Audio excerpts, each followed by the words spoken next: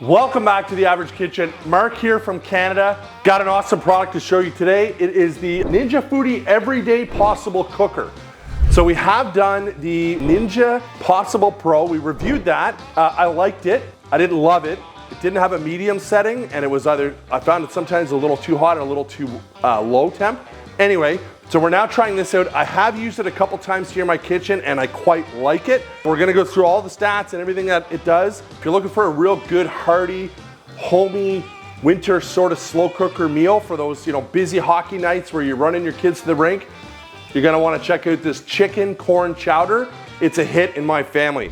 So right now I've got this set on sear saute, and what we're gonna do is we're gonna saute 3 or 4 strips of bacon, get those cooking, and then we're gonna build this amazing dish. So just get some regular old bacon here.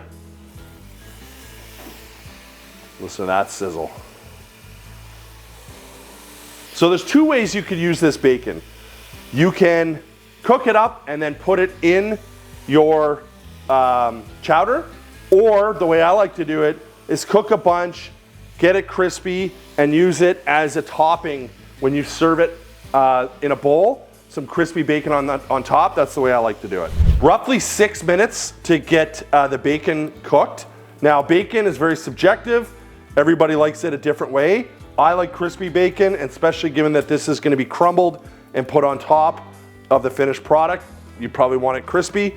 But again, everybody likes different things. So I will add that the sear saute function has 3 settings, low, medium, high. So on the bacon, I did it on high. It took 6 minutes, as I mentioned. So I've just pumped it down to low, because what we're gonna do is I've cut up a red bell pepper, a white Spanish onion, and I have a tablespoon of garlic that we're actually gonna saute in the bacon grease. So yes, this is not a low-fat meal, but this is how we're gonna do it. So I'm gonna throw that in slowly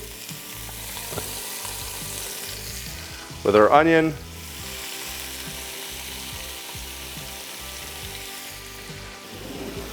We're just gonna give that a stir.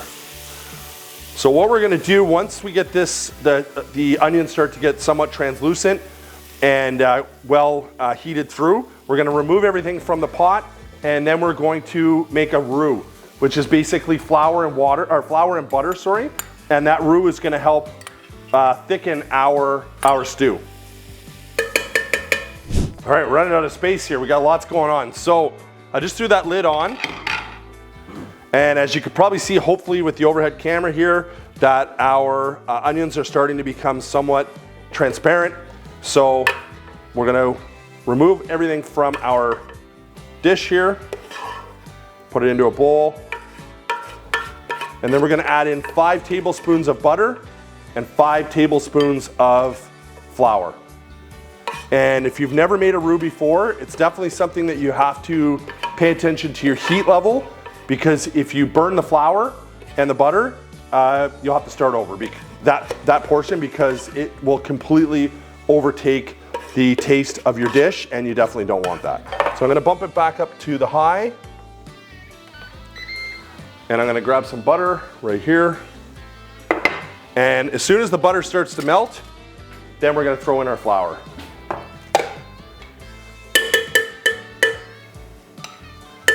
Rough measurements, 5 tablespoons.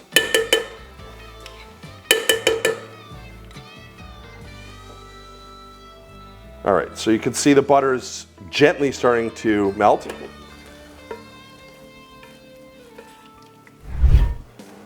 All right, so you see here the butter is pretty close to melted completely. Still a couple little pieces of onion in there. It's really not a big deal. Then we're gonna throw in some flour.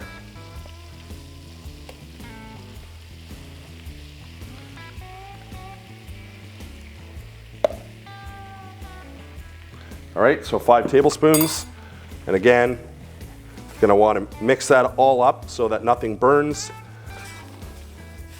And again, like I said, this is a quick roux. So we're literally, you see this paste that we have here? It doesn't look like much now, but it's really gonna help thicken our dish. So now, again, that's the extent of our quick roux. Now we've got 4 cups of chicken broth. That's gonna go in. and it's gonna take a little minute to get that heated up. We're gonna stir this up, break down that flour and butter mixture. And you can just sort of scrape down the sides so you don't have anything left. I'm gonna throw that lid on just to help the heat build up quicker. All right, so we're gonna add in now 2 cups of heavy cream. Just like so, we're gonna give that a good stir. And you can already see, or maybe you can or can't, that the consistency of and the thickness of this sauce is already coming together quite nicely. Now, of course, we're gonna add in corn and put our vegetables back in, which will bring some water into the mix here. And towards the end of the cook, I would strongly suggest you make a slurry, cornstarch and water, and make it to your desired thickness. So we're gonna add in our veg. So again, red pepper, onion, garlic. And then I've got 2 cans of corn. If you have fresh corn, well, you're lucky. We don't have that at this time of the year in Canada here, but if you have fresh corn, I would add that. Then we got our 2 cans of corn.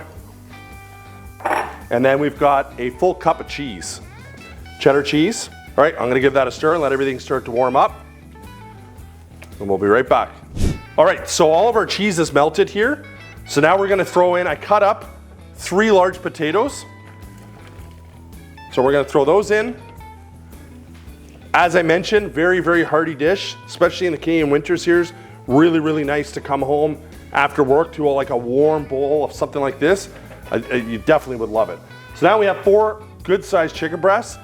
You could definitely do 2 if you wanted. And we're just gonna drop those in. As the chicken cooks, what I usually do is just take a wooden spoon or a spatula and just chunk up that chicken and break it apart so that you don't have massive pieces when you go to stir it out. When you go to scoop it out, dish it out. So now let's add some spices. So we're gonna start out with half a tablespoon of cumin, half a tablespoon of oregano, half a tablespoon of mustard powder, half a tablespoon paprika, and then we got some chili, half tablespoon, and then we're gonna do a pinch of cayenne. And then we're gonna add in 1 tablespoon of Louisiana hot sauce. If you don't have Louisiana hot sauce, you can use any hot sauce you like. Tablespoon of that. And then 1 tablespoon of something that we got chirped heavily for mispronouncing, Worcestershire sauce. See how you did? I mean, I thought I nailed that. But we had people, and I'm not even joking, we have an amazing following of people from the UK, and we love you, by the way. I had somebody message me from Worcestershire, I guess it's a name of a town in England, saying, you know, breaking down the phonetic spelling of how it should be pronounced. And then a battle ensued with somebody else from England who disagreed with this individual, saying that's not how it's pronounced. So we had some major war going on in the Average Kitchen chat comments about how Worcestershire, is that how would you say it, Jamie? Worcestershire. I think I say it better than Jamie. All right, so now that's all mixed up. We're just gonna add a little bit of pepper, and then that's to your desired taste. And then as this starts to cook down, obviously taste it and see if it needs more salt or pepper. I'm not gonna add any salt at all. So I did flip over to the slow cook setting. Now, one thing I don't love, but maybe there's a reason for it, you cannot change the function, as you can see here. You cannot change the function without turning it off and then turning it back on slow cook. If you're following what I'm saying, you have to turn it off to change the function to turn it back on. So on the slow cook, we have high and low, no medium, which I don't love. I can actually hear it boiling. You hear it? So we're gonna leave it on high for a little bit, and then we're gonna switch it over to low. So we are, I don't know, an hour and a half into the cook. I wanna run down a few things with you. I'm not sure if I mentioned it before. I wanna run through the different settings it has. Slow cook, braise, sear saute, keep warm, white rice, brown rice, oats, and pasta. So I really don't know, and please comment if you know, how differently or what setting difference there would be between white rice and brown rice. Like, just logically thinking, I'm not sure. It's 1400 watts. It was $119 US when we purchased this. So that was a couple months ago. It may be less now. Go through some sizing with you. It's very, very light, empty. It's very light. I was very impressed with that. So it's roughly 12 inches deep And with the handles, about 12 inches wide and about 10 inches high. So it's pretty compact, really. The major thing I don't like about it, and it's the same thing with the other Ninja slow cooker, was it Possible Pro? Is that what that was called? Possible Pro, is there's no medium slow cook setting. There's high and there's low. Now, as I saw on the sear saute, there's high, medium, low. So I'm not sure why they don't have that. I just stirred this before we turned on the camera. It's on the high setting right now, and I'm gonna give it another second to warm up. This was literally boiling, which to me, that's not a slow cooker, and it's on the high setting. So why is it boiling? So I have a little bit of an issue with that, and you can see here, or here, Jamie can get a look. It's just starting, and I had just stirred this just before we turned on the camera. You can see here, it's starting to boil. So is that a slow, like it's on slow cook, high, why is it boiling? I'm not sure, but anyway. If you're a fan of the show, and we hope you are, you know that we have a scoring matrix, and I'm gonna reference my phone here. We added a new category recently, which is storage, so we're gonna talk about that as well. So price point, everything's out of 10. Price point, $119 US. We gave that an 8.7. I think it's a reasonable price for this product. Functionality, 8.5. Lots of options for settings here. Again, I don't love the no medium heat on the slow cook setting. I'm not sure why that's not there. Ninja, if you're watching, why is there no medium setting? So we gave the functionality 8.5. Versatility, again, you could do lots of things with it, 8.2. Cleaning, Jamie's favorite section here. Very high, because this entire thing, the pot and the lid can go in the dishwasher. Jamie's favorite appliance, 9.3. Very high on the cleaning, because really, how much easier can it get? Rinse it out, throw it in the dishwasher, you're done with it. Size, very subcompact, but what was it, 6.5 quarts?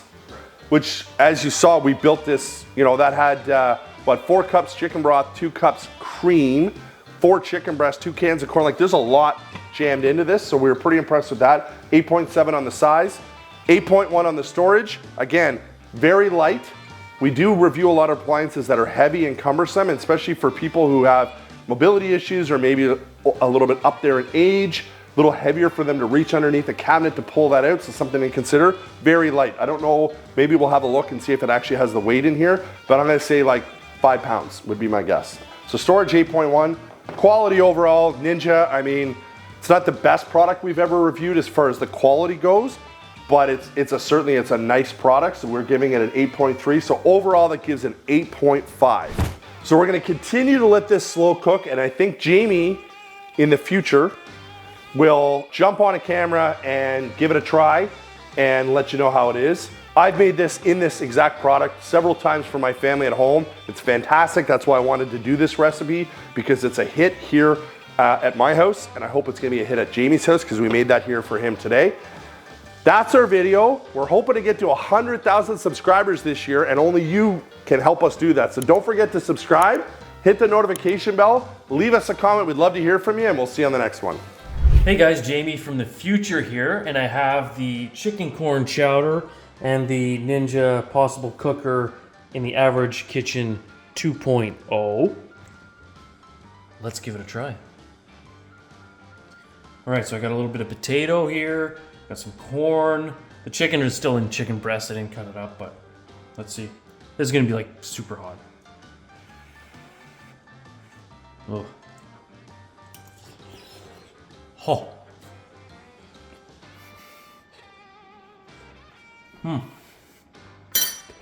Well, it's fantastic. As far as the machine goes, as I stirred around here, I can feel on the bottom, nothing is sticking. I mean, I think Mark said all there is to say about it otherwise, but the recipe turned out really good. The unit, we've said what we had to say, but that non-stick component I just wanted to point out. But anyway, thanks for watching. Mark already said goodbye. I think I burned my tongue. See ya.